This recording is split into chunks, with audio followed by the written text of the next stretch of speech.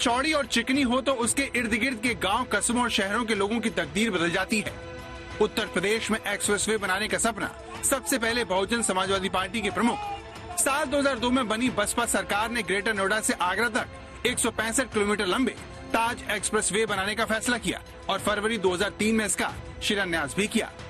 हालांकि सरकार बदलने से प्रोजेक्ट अटक गया। ऐसा नहीं है कि 2017 से पहले यूपी के लिए योजनाएं नहीं आती थी, पैसा नहीं भेजा जाता था। तब भी 2014 में हमें सेवा करने का मौका मिला, तब भी दिल्ली से इतने ही तेज प्रयास होते थे, लेकिन तब लखनऊ में उनमें रोड़ा लग जाता था। आज योगी जी खुद कड़ी मेहनत कर रहे हैं। काशी के लोग तो देखते ही हैं कैसे योगी जी लगातार यहां आते हैं, एक एक विकास योजना की समीक्षा करते हैं, खुद ऊर्जा लगाकर कामों को गति देते हैं। ऐसी ही मेहनत ये पूरे प्रदेश के लिए करते हैं। लेकिन 4 साल बाद मायावती की दमदार वापसी से ताज एक्सप्रेसवे की योजना को पंख लग गए और ताज एक्सप्रेसवे का नाम यमुना एक्सप्रेसवे कर दिया गया।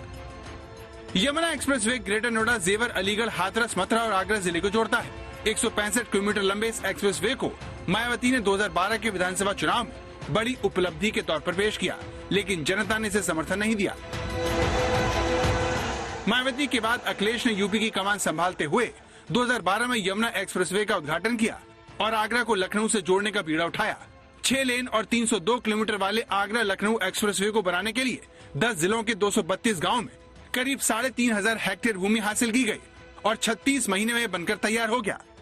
चुनाव से ऐन पहले अखिलेश ने इस एक्सप्रेसवे का उद्घाटन तो कर दिया, लेकिन आगरा से लखनऊ के बीच बना ये एक्सप्रेसवे उन्हें दोबारा सत्ता न दिला पाया। मैं समझता हूं जनता इससे भी अच्छा काम चाहती है।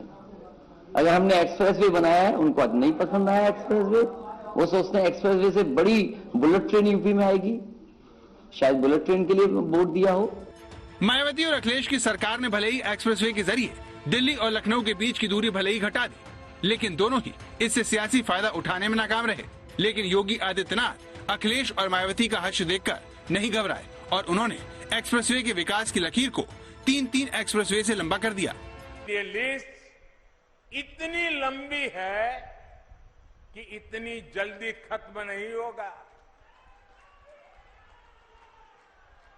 जब समय का अभाव होता है तो मुझे भी कई बार सोचना पड़ता है कि यूपी के कौन से विकास कार्यों की चर्चा करूं, कौन से कार्यों की चर्चा छोड़ दूं।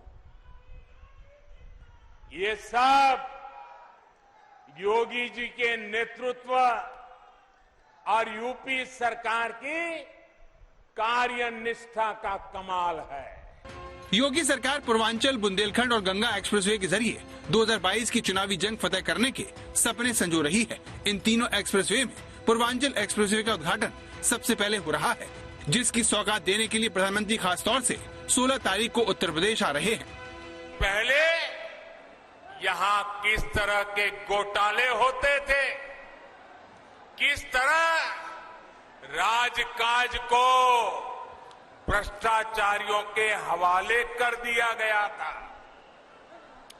आज योगी जी की सरकार पूरी ईमानदारी से यूपी के विकास में जुटी हुई है। चुनाव से पहले बुंदेलखंड एक्सप्रेसवे के शुरू होने की चर्चा है। चित्रकूट से जालौन और फिर इटावा होते हुए एक्सप्रेसवे आगरा लखनऊ एक्सप्रेसवे से जुड़ जाएगा।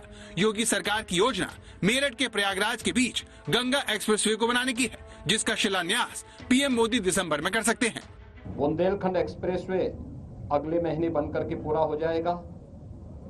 गोरखपुर एक्सप्रेसवे पर युद्ध स्तर पर कार्य चल रहा है और गंगा एक्सप्रेसवे तथा बलिया लिंक एक्सप्रेसवे पर हमारी कार्रवाई आगे बढ़ रही है। ये सारी कोशिश इसलिए हो रही है ताकि जनता विकास के नाम पर बीजेपी को वोट दे, उत्तर प्रदेश में उसे जिताए, ताकि बीजेपी की 2024 वाली परीक्षा आसान हो सके। लेकिन सवाल ये है कि क्या योगी आदित्यनाथ ये मिथक तोड़ पाएंगे? आज तक ब्यूरो।